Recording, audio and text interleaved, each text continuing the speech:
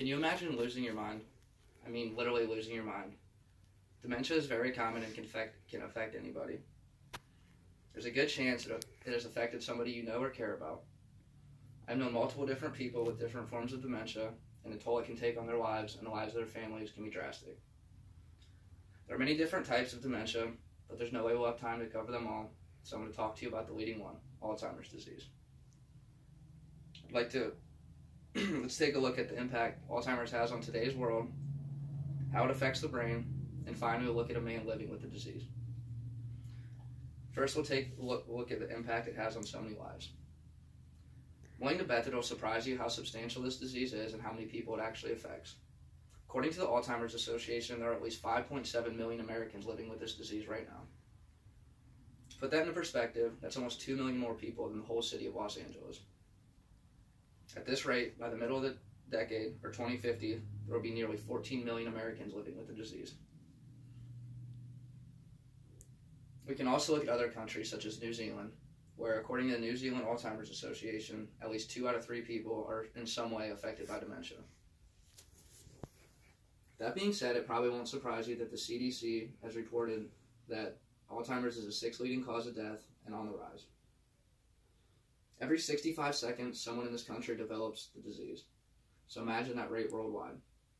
To put that into perspective, from the time I started this speech to the time I end, there will be at least 6 more people in this country with the disease.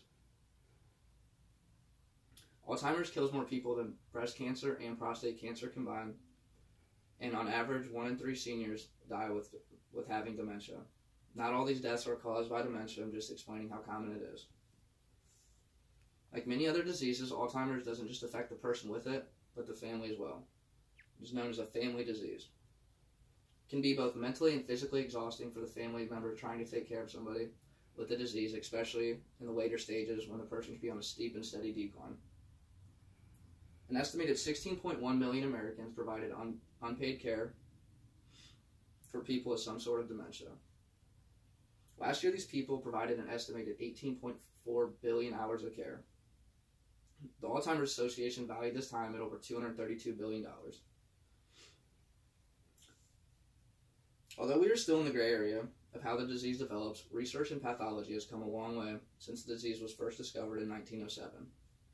Let's take a look at a couple parts of the brain affected by Alzheimer's. First, we can look at the frontal lobe of the brain, which is a part of your brain responsible for problem solving and personality. When damaged in Alzheimer's, we can usually expect unnormal things from that person, such as them urinating in public places or trying to eat and drink food, items that aren't food. Another lobe of the brain that's affected is the occipital lobe, which is responsible for identifying objects and vision. Damage to this can cause a person to not be able to recognize everyday objects such as food, toilets, or showers. All other parts of the brain aren't exempt from damage either, and what it does varies from person to person.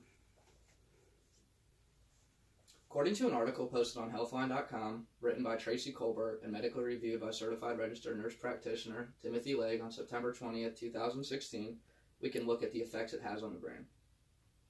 First, we see that in the brain of a person with the disease, the beta amyloid shows up in irregular clumps or clusters.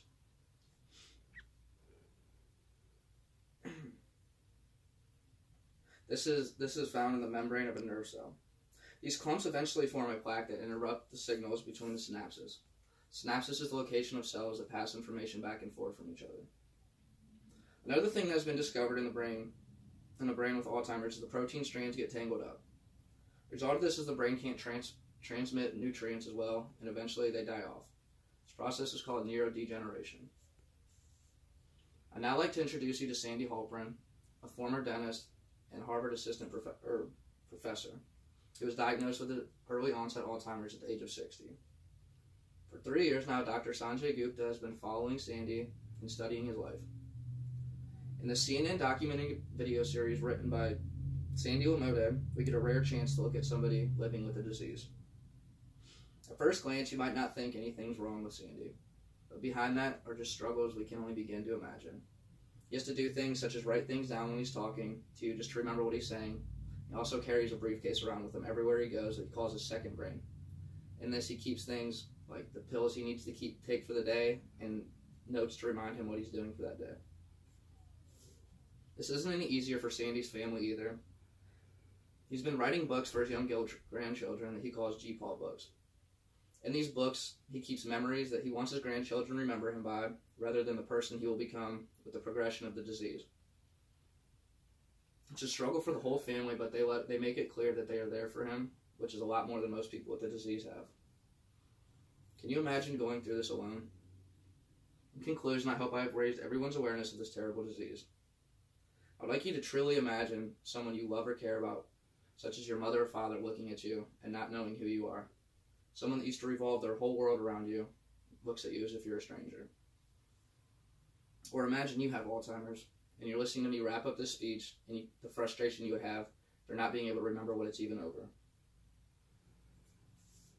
So now that we have looked at the impacts, the functions, and a man living with the disease, I hope you're more understanding and more informed about Alzheimer's.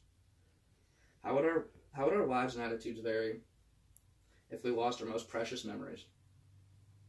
And overall, what if we lost ourselves? Would a mere shell of our old selves be enough to make you want to continue?